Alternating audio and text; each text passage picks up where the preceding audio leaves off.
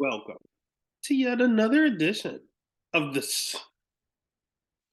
Yeah, it's week 3. We're not back to normal, but hey, it is what it is. We'll make sure we get that pod out no matter what. I do apologize for the poor lighting, but you're not here to see this beautiful face. You're here for the content. So, again, the Stat the Stacks podcast will move on, hoping to be back to normal next week. Fingers crossed. But we have a UFC card this weekend yet again. UFC on ABC 4. Not the greatest card in the world, but as long as you're making money, it is a good card. Make sure you give this video a like, hit the subscribe, give a follow over on Twitter, over on Instagram, over on YouTube, wherever there is the social media, there is the Stat the Stacks podcast. We had another lock lose last week, so we are on our biggest losing streak of the history of the pod with 3 straight losses to our lock, and I'm not too happy about that. Down Jung kicked it off. Then we had Devin, or who do we have lose? God, Drew Dober last week. We had Dustin Jacoby. There were just a lot of issues going on. I don't know what's happening. We had the right read with Drew Dober. We said it's going to be a stand-up affair. Matt Frivola is not going to just go out there and wrestle. He can't help it in front of a crowd. He's going to go out there and try to brawl. And he did, and he won. So that Drew Dober getting knocked out for the first time, I didn't see that one coming. But it is what it is. I mean, it's wonderful world of UFC. All it takes is one punch. There's nothing you can really do about it. But let's just hope to get back on track here. Again, this is the longest streak we had with locks losing, and we do 2 every week. I mean, at least one of them are hitting each time, but we want all the locks to hit all the time. So, again, it's not the greatest card here, but we're going to kind of try to fly through it here. Especially not having all the information and everything here. We're going to do this kind of quickly, but make sure that we get you what you need here. Sorry, this isn't the right thing. Let's pull it up. All right, UFC on Vegas for the very first fight of the night. We have Jessica Rose Clark -110, and the line actually flipped. And now where Tanira Lisboa is also -110, it's a straight pickup. I did jump in on Lisboa earlier in the year or earlier in the week. Over under set at 2.5. Over 2.5 is -185. Under 2.5 at +150. I jumped on Lisboa because she's a pretty good striker. I know she's pretty credentialed, some sort of world champion in Muay Thai, and it shows. I think she's a pretty good striker. Her striking actually impressed me on the regional scene. She didn't fight the greatest competition. She's only 5-2 herself.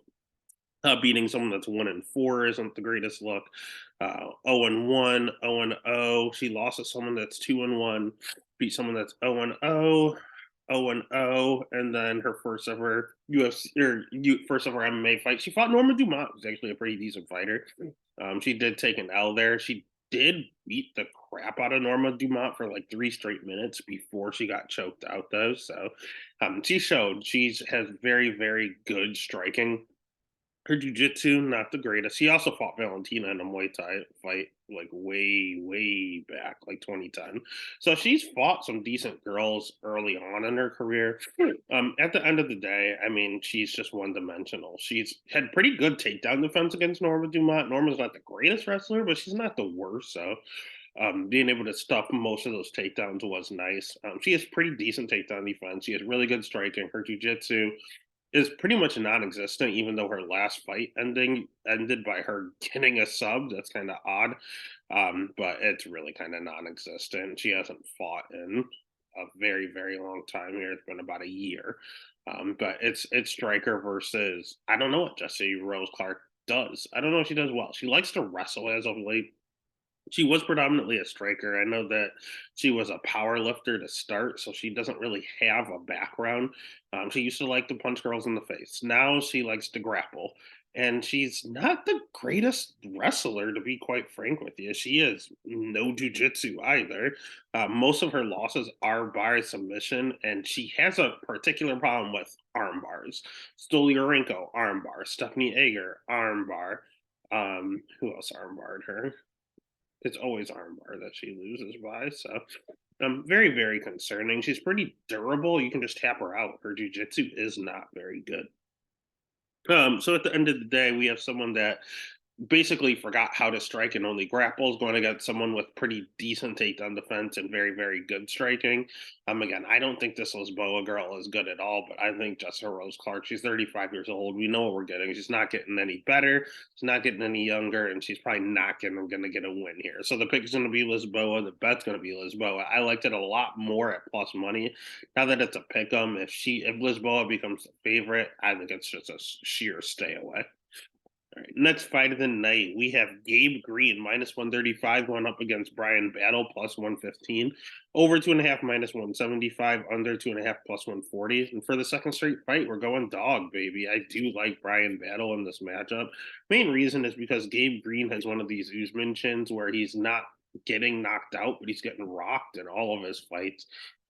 He got rocked in the Gary fight, he got rocked in the Lioness fight. Phil Rowe clipped him.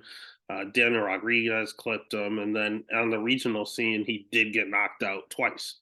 So his chin is very, very, very susceptible to him going out. And he's hittable. I know he had some eye issues where he had to get eye surgery because he said he was seeing multiple people in the octagon like that. I'm sure that impacted his striking defense, but even after the surgery, he's still getting pieced up on the feet. Don't get me wrong, he's a good striker. His jujitsu's not terrible, and he will mix in wrestling from time to time. So he's not a bad fighter by any means. And his cardio is his best weapon. He has high volume. Like, I actually like this kid a decent amount. It's just I can't trust that chin at all. And I can't trust how hittable he is. So if he fights anyone that can hit decently hard, I'm concerned. A la Brian Battle, who is a former middleweight. He's the tough winner in the middleweight division. He dropped down to welterweight. He looks scary at weigh-ins, but at the end of the day, he's able to make the weight and he hits decently hard here. He's gonna have a 4-inch reach advantage here. He will be the bigger man. His striking's okay. His jiu-jitsu's okay. His wrestling's okay. He's kind of an overall generalist, to be quite frank with you. But he also has high volume and he also has good cardio. So he does everything that Gabe Green does, only he has a better chin and he's bigger and he's the plus money. So the pick is gonna be Brian Battle. The bet's gonna end up being Brian Battle. Right. Next fight of the night is one that concerns me because I know what the right thing to do is, but I just something is not allowing me to do it. The right thing to do is to pass, but I don't want to. I want to bet this fight for I don't know what's wrong with me. We have Ji Young Kim at minus 195 going up against Mandy Bolm at plus 165. Over 2.5 is minus 335. Sorry, is 355. Under 2.5 is plus 275. The reason you need to stay away from this fight is because Mandy Bomb is god awful. I think she's one of the worst fighters in the UFC. Ji Young Kim is not bad, but she is on a 4-fight losing streak and has a real big issue with judges. Like, I thought that she won the fight against Jocelyn Edwards. He lost it. I thought Jocelyn won, but it was very close. Priscilla Cachoeira, I thought she won, and then they actually ended up giving Priscilla a unanimous decision. That was weird. Meatball Molly McCann, it was a pretty decent fight, pretty close, but I did give it to Molly, but it was very, very close. And Alexa Grasso, the current champ, she fought, and she actually won the first round against Alexa Grasso, and then went out there and kind of got pieced up the next two. But at the end of the day, her last 4 fights here, one, two, three, four, every single one of them are very, very close. She's just not getting the nod. So it shows she's 0-4 in her last 4, but she could very easily be 3-1, 2-2. Even God forsaken 1-3. It's still not that 0-4 record. Her striking's good. She has really high volume. She has okay cardio. She's a little more hittable than I would like for her to be, especially as predominantly a striker, but she does move forward and pressure girls back. She has a 42% takedown defense, which isn't good, but Mandy Baum's not the greatest wrestler, so to be perfectly fine here. It's just the judges don't like him. She doesn't hit that hard, and they really, really judge damage. That's the thing they judge the most, and it just, I guess to them, she's not putting any damage out because she doesn't hit hard at all. Good news for her is that she's fighting Mandy Baum, who also can't hit hard. She came into the UFC 7-0. She's now 7-2 because she cannot buy a win in the UFC. Her striking is not that great, and she does get a little timid and back up. Her wrestling, she'll try to mix it in, but she can't take down anyone. She's not good at it. She's just not physically strong. And when she is throwing, it's very seldom. She has very low volume, very, very low volume, which actually makes her more hittable. She gets hit more than she dishes out because she hardly swings at all. She's just more of a counter striker. She likes to back up and counter you as you're throwing a combination. And Kim's going to be the aggressor going forward. So I don't know, man. It's going to be Kim. I think Kim dominates. I think Kim kills her. But Kim just keeps losing all of these decisions. So the right thing to do is to stay away. But the pick is going to be Kim. The bet's going to be Kim if I can't stay away. Minus 195 is not the worst odds. All right, on the next matchup, we have another one that we should probably stay away from. This is a greasy, greasy card. We have Natan Levy at minus 245 going up against Pete Rodriguez at plus 205. Over 1.5 is minus 135. Under 1.5 plus 105. This fight is actually one that got rebooked. It was supposed to be a few weeks ago. Pete Rodriguez actually is the one that pulled out. And Natan Levy's jacked. He's also kind of a generalist. He has like this karate striking style.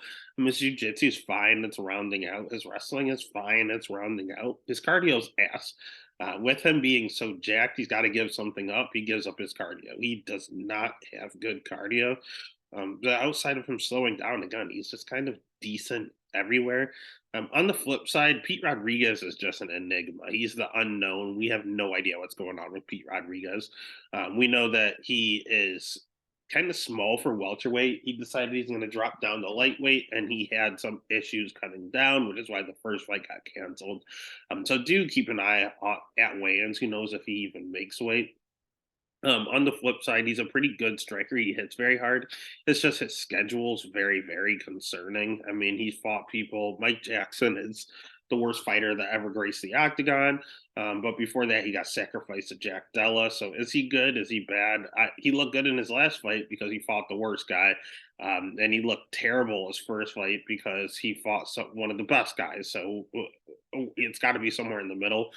Outside the UFC, he beat someone that was 6-1, 2-3, 0-1, 2-2. That's it. So not the greatest level of competition.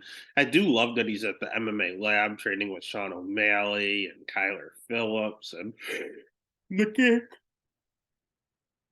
Sorry. But I mean, those are a lot of bantamweights. I don't know. I mean, he's small enough to work with them. I have no idea about his ground game. I have no idea if he can wrestle. I just have no idea. I know Natan Levy, he grew up a striker and he got good at those two things. I don't know if Pete Rodriguez is good at it. I don't know how his cardio is. All of his wins are in the first round. He's just so much of an unknown. He's just a first round finisher on the feet. And if that doesn't work, I don't know what happens to him. So the pick is going to be Levy. The bet is going to be Levy. But something about this just feels wrong. Like I want to lock Levy, but there's just too much unknown with Pete Rodriguez. And honestly, let's see if this fight even happens this week. Next fight of the night, we have Cody Stamen minus 150 going up against Douglas Andrade at plus 130. Or sorry, Douglas Silva de Andrade at plus 130. Over under set at 2.5. Over 2.5 minus 205. Under 2.5 plus 165. You want to talk about pillow fist? Let's talk about Cody Stamen. He's a pretty decent striker, really good wrestler. Great cardio. Kind of uses it as a weapon. That's about it. The only thing is, he hasn't really been wrestling his last few fights. He shot 0 takedowns in his last fight against Luan Lacerda, 0 takedowns against Eddie Wineland. Saeed, he shot a takedown and he got ninja choked right away. So maybe that kind of resulted in him not wanting to do it. He does put his head in guillotines quite a bit. He just leaves his head out there for you to reach when he does shoot. But at the end of the day, his striking is good enough to where he doesn't have to. It's just he's going to have to go the whole 15 because he doesn't hit hard at all. On the flip side, we have Douglas, who all he can do is hit hard. His jujitsu, he is a Brazilian jiu-jitsu black belt. So if Cody decides he wants to switch it up and wrestle, he's about to mind his P's and Q's and make sure he doesn't give Douglas his neck. My guy Douglas is old though. He's 37 years old, so he's definitely way past his prime. I don't know, man. He's gonna have a 4-inch reach advantage, which is super nice, and he hits so goddamn hard. Like this guy is an absolute muscle hamster. He's just a little hittable, and his cardio is not good. It's not bad, but he can slow just a touch. So I think this fight is really, really close. And at the end of the day, I think it's a sheer dog or pass situation. So the pick is going to be Cody. He might be the more talented guy, but the bet is going to be Douglas because he definitely has the higher finishing upside at plus money. Next fight of the night is another canceled fight. We have Carl Williams at minus 410 going up against Chase Sherman plus 330. Over 2.5 is plus 110. Under 2.5 is plus 140. Carl Williams can't really finish a sandwich, so that's why the line is the way it is. Carl Williams is a good wrestler. He's a pretty decent striker, even though you don't see it all the time. The thing with Carl Williams is that he's a light heavyweight. He's not truly a heavyweight. I know he's been fighting at heavyweight the entire time, but he's fighting some smaller heavyweights. I mean, he fought. Sorry, it was a very long day. He fought Jimmy Lawson on the Contender Series, and Jimmy Lawson he was kind of chunky at heavyweight, to be honest with you. And then in his debut, he fought Bresky, and Bresky is not only bad, he's also not a true heavyweight himself. So he got away with it. He's explosive, man. This guy's explosive as all hell. He can get away with not doing everything technically right because he's an athlete.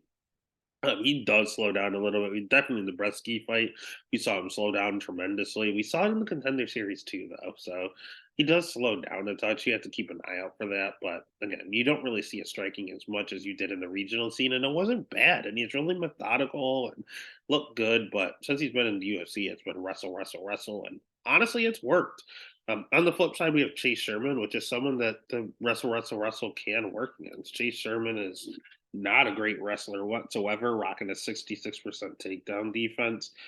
His striking's okay. I wish he threw a little more. He throws a ton of leg kicks. But I mean, including the leg kicks, his volume's pretty high, to be honest with you. He just slows down in his fights as well. So this fight could look very, very peculiar in the third round. But he's fought a lot better people. He fought Jared Vandera. He fought Andre Arlovsky. He fought Valdez Acosta. He fought Romanov, Jake Collier, Parker Porter, Ike Villanueva. Like he's fought the who's who of this division and held his own for the most part. Do I want to pick Williams? Absolutely. Can you bet him at minus 410? Fuck no. And I can't really bet the over or the under because I don't know what Williams is going to do. I don't know if their cardio is going to affect that. So the pick is going to be Williams. The bet, I'd probably just bet Williams, or I'd probably just bet the over 1.5. It might be wrestling singlet Williams and to be able to at least hold him down for a while. All right, next fight of the night is one of the people's main events. We have Matt Brown plus 190 going up against Court McGee minus 225. Over 2.5 is minus 175. Under 2.5 at plus 140. Oh boy, I did see Matt Brown's last fight live in Columbus. It was pretty electric, to be honest with you. But that was a year ago. He hasn't fought in quite some time, and he's only getting older. He has a ton of gray hair. He's 42 years old right now. We just saw what 42 looks like when we saw. Oh my God, why can I not think of it? The double retirement. Um, Ed Herman and with the double retirement with Ed Herman, Patrick Cummings, Zach Cummings. But at the end of the day, it's 42 is concerning. Your chin goes, your power stays, but you're going to be really slow. You're going to be really chinny. You're going to have really bad cardio. It's just not a good look. He has pretty decent jujitsu, but you're not really going to see it here. If he does decide to wrestle, Court McGee has a really good get up game. Court McGee has really good cardio. He has good striking. I think it's just a poor matchup for Matt Brown. You just have two guys that are from the ultimate or one of the original Ultimate Fighters, not the original, but like a really, really early season Ultimate Fighter. Two vets going at it. Matt Brown 42. Court McGee's 38, so it's not like he's a spring chicken. But he's not Matt Brown old. So the pick is going to be Court. I think he's just going to piece him up. And I know Court is always a decision guy. I think if you're 42 years old and your chin is going, your chin is going. So I might actually end up taking Court by knockout as long as the odds are good enough. Pick Court and bet Court. Next fight of the night. We have the Dirty Bird, Tim Means, plus 185, going up against Alex Morono at minus 215. Over 2.5, minus 160, under 2.5, plus 130.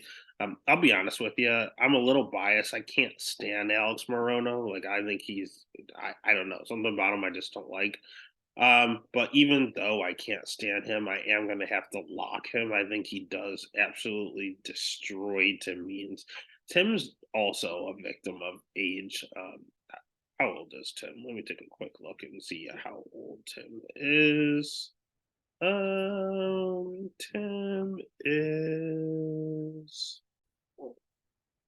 Tim is 39 years old. I cannot bet on someone that is 39 years old. That is not Absolutely not. That's terrible. His wrestling's still kind of good, to be honest with you. His cardio's not good, it's not terrible for 39, but it's not the greatest. He definitely slows down a bit. His jiu-jitsu is whatever. His striking's not bad. He has pretty decent striking. It's just he's gonna have a 3-inch reach advantage, which is nice. He's just declining. He's just old. Like I don't know what to tell you. He's just simply old. However, again, I'm not the biggest Alex Morono fan. It actually kills me to put money on him, but I think he should win this pretty easy because Tim Means does not fight the best when he's moving backwards. He prefers to go forward. And Alex Morono, he's not good at striking. He just pressures you. That's the name of the game for him. Just go forward, forward, forward. Don't take a step back. He's a coach at Fortis MMA, which is a pretty good camp, to be honest with you. He's a Brazilian Jiu-Jitsu black belt. His wrestling, 53% takedown defense does concern me, but he should at least be able to get up from Tim Means. Tim Means doesn't have crazy top control, and the judges care about damage. They do not care about takedowns anymore. So, although I don't like Morono, and I think he's very, very chinny, Tim Means he's not a knockout artist, so Morono's chin should be fine. Morono does slow down in some of his fights, but so does Means. Morono has the pressure, the high volume, the good striking, the better jiu-jitsu, just everything points in the direction of Alex Morono. So as much as I can't stand the Great White, it's a terrible name, uh, I'm just going to have to pick him to bet, and I'm going to end up putting money on him. So the pick is Morono, the bet's going to be Morono, and it feels absolutely disgusting. Speaking of disgusting, Carlos Olberg minus 410. Yeah, that's even grosser than Morona. Against Ihor Pretoria at plus 330, over 1.5 plus 105, under 1.5 minus 135. The worst part about all of this is that the minus 410 is actually justified. I think Carlos Olberg is pretty bad, but I think Ihor Pretoria is one of the worst fighters in the UFC. His striking's all right, I suppose, but his schedule's so suspect. He's 19-3. He came in at 18-2 in the UFC. You're like, oh, he's going to be pretty good. He has this huge record. No, I bet Nikolai Naragamenu, knowing that this guy was an absolute fraud, most fraudulent guy in the UFC. For the love of God, look at his pre-UFC record. The guys he fought, five, again, mind you, this guy was 16-2 at this time, fighting someone that's 5-2. When he was 15-2, he fought someone that was 11-5, 0-3, 0-0, 17-18, 1-0, 0-0, 5-6, 0-0, 1-2, 3-2, 1-6, 5-5, 3-2, 17-17. He fought someone that was 3-2, 2-2, 0-0. So all the guys he's fighting have negative records. So I don't understand that. I don't understand. I really, right before the UFC, he fought someone that was 5-2. Dude, you're 16-2. Why are you fighting someone that's 5-2? It's just ridiculous. He's such a fraud. He looked terrible in the Shogun fight. Yes, he got the knockout, but it didn't look good against a really old Shogun. He's extremely hittable. He has questionable cardio. Um, there's really there's really nothing good to say about him. And then after he knocked out Shogun and then this did that stupid little dance, I'll never believe in this guy just because of the dance moves he does when he wins. It's embarrassing. I never want to see him win again because I never want to see those dance moves again. So I just need someone decent to put him out.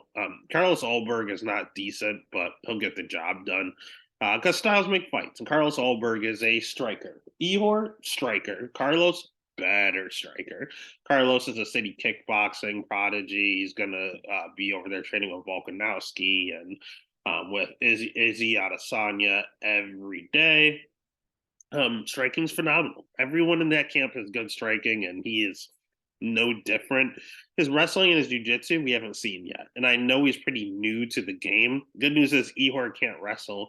He has a few subs on his record, but he can't wrestle to get it down there. So it's going to be a predominantly striking matchup, and Carlos should eat him alive. So the pick is going to be Carlos. The bet is going to be Carlos. All right, next fight of the night. We got some grease coming. We got Daniel Rodriguez at plus 245 going up against Ian Machado Gary at minus 295. Over 2.5 is minus 155. Under 2.5 at plus 125. Let's start with Gary. Gary's okay. He's someone that I kind of want to fade. But you gotta pick the right person to fade him with. His striking's very good offensively. Defensively, he gets chin checked a ton. We saw Jordan Williams chin check him. We saw Kenan Song drop him. We saw Gabe Green chin check him. We saw Darian Weeks kind of catch him in like a really, really boring fight. At the end of the day, he keeps getting chin checked. He has tall man defense. He fights with his hands down low a ton, so it's going to get him in trouble later on. But he does have sneaky good jujitsu. His wrestling's not the worst. It's pretty decent, like judo. You just never see him wrestle, and his jujitsu, although it's world class, you never see it because he's a striker. He fancies himself a young Conor McGregor. Like that's what he after he wins, he does the Conor McGregor strut. I mean, at the end of the day, he's at Sanford MMA with like training with Gilbert Burns and Michael Chandler. He's only 25 years old, so he's getting better and better each fight. The thing is, if you want to catch him, you have to fade early because the older he gets, the better he's going to get and the better guys he's going to beat. Now he's 25 and he's fighting D-Rod. Is this too much for him right now? Initially, I want to say yes, and the line is still off, but D-Rod's 36, I want to say. If not 36, he's 37. Like, he's old. He's 30.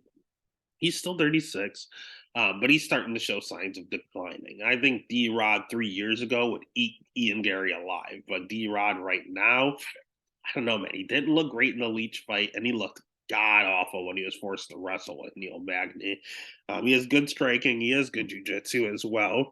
His wrestling kind of non-existent, so this thing isn't going to hit the ground unless, yeah, this thing isn't hitting the ground. Neither one of them can wrestle. So I'm in a striking affair.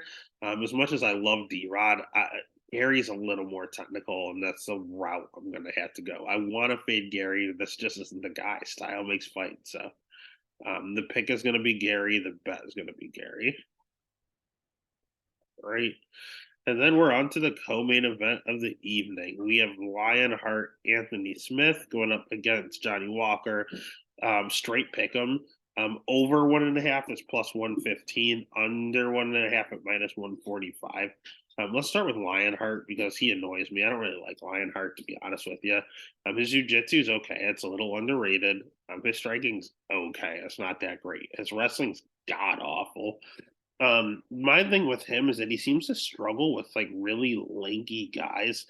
When you look at his record, I mean, he fought Magomed, who's not that lanky, but Ryan Spann had a little success. We had Alexander Rakic won. We had Glover Teixeira. Isn't really a lanky guy, but John Jones is. The Alexander Gustafsson fight, he was actually getting killed by Gustafsson before he came from behind and won. Volkan Uzdemir, he was getting killed before he came back and won. It's just he seems to be struggling with guys that are tall and lanky. He's good everywhere. He's a little bit of a generalist as well. He's pretty low volume. I'm not a fan of his volume, to be honest with you. But it's really that 45% takedown defense that I have a really, really big issue with. On the flip side, Johnny Weirdo Walker. He's just a weird cat. I mean, the weirdo nickname he definitely lives up to. Uh, I mean, his striking's really good. He hits extremely hard. His jujitsu is underrated. The wrestling, not the greatest. You don't really see much of it. He will have a 6-inch reach advantage here, which is absolutely massive, and especially because Anthony Smith can't wrestle either. So neither one of these guys can wrestle, to be honest with you. I think Anthony's a better jiu-jitsu practitioner, but Johnny's not terrible. But if this is just a pure striking battle, dude, I had to get the advantage to Walker. And Anthony Smith used to be a middleweight. Johnny Walker couldn't make middleweight if he cut limbs off. He's a massive, massive human being, and he's one of these guys that have the tall, lanky, explosiveness that Anthony Smith seems to struggle with. And as much as he loves to come from behind and get these dubs, uh, it's only a 3-round fight. It's not a 5-rounder this time. So the pick is going to be Johnny Walker. The bet's going to be Johnny Weirdo Walker. I think he gets it done. And that takes us to the main event. If you haven't already, hit the subscribe, give the video a like, give a follow over on Twitter, Instagram, YouTube. We're looking at the main event of Jozinho Rozenstruik at plus 390 going up against Jailton Almeida at minus 490. Over 1.5 is plus 170, under 1.5 at minus 145. The reason the over under is that way is it works both ways. I mean, Rosenstruck really realistically just has a puncher's chance. Although he's a true heavyweight, he's always been a heavyweight. He has good striking. He has a ton of power. Just ask Alistar Overeem. He put his lip, literally his tooth through his lips. I mean, the guy hits very, very, very hard. It's just he hardly swings. He has low volume. He's hittable himself because he's never swinging. And his cardio seems good, but it's because he doesn't do anything. He is not an active fighter, and he just continually just looks for a one hitter quitter for 25 minutes. Even if he's losing fights and definitely getting destroyed, he doesn't make any adjustments. He continues to just try to do the one hitter quitter and knock you out. Don't get me wrong. Ask Chris Dawkins, he knocked him out in 20 seconds. It does not take much. He hits extremely hard, and he's a very good striker. It's just he does not let his hands go. On the flip side, Jailton Almeida isn't the greatest striker. He's just one word explosive, man. This guy is very, very explosive. His jiu-jitsu is the best part of his game. Brazilian jiu-jitsu black belt, and he is just if he gets you to the ground, you're in some serious trouble. Most of his wins are by submission, and he can get you down to the ground because he's a pretty good wrestler.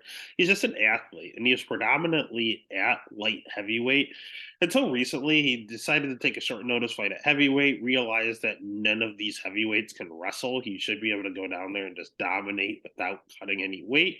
And now he is just doing that. He hasn't gone back down to light heavyweight since. Parker Porter, heavyweight. Anton Turkaji and like catchweight bout. We have Shamil heavyweight. Like he's going to be a legitimate heavyweight, and he's getting bigger and bigger and bigger. At the end of the day, we're looking at grappler versus striker. I don't know what Gelatin's cardio is like, so that is a little concerning when it comes to a 5-round fight. I have no idea. But again, I think the under is going to hit here, so I don't think this matters. There's not a lot of wrestlers in the heavyweight division, and Gelatin's going to take advantage of that. So the pick is Gelatin. The bet's actually going to be the under because Rozenstruik, again, he hits like a truck. He can put him out at any point. If he does that, the under hits. If Gelatin decides to go out there and wrestle, Rozenstruik has 0 BJJ, so he should be able to win that way too and win a submission. So the pick is going to be Gelatin. The bet's going to be the under 1.5. And that is UFC on ABC in Charlotte. For it's a pretty bad card, to be honest with you. But again, if you can win money, you can make it fun. Let's get it, baby.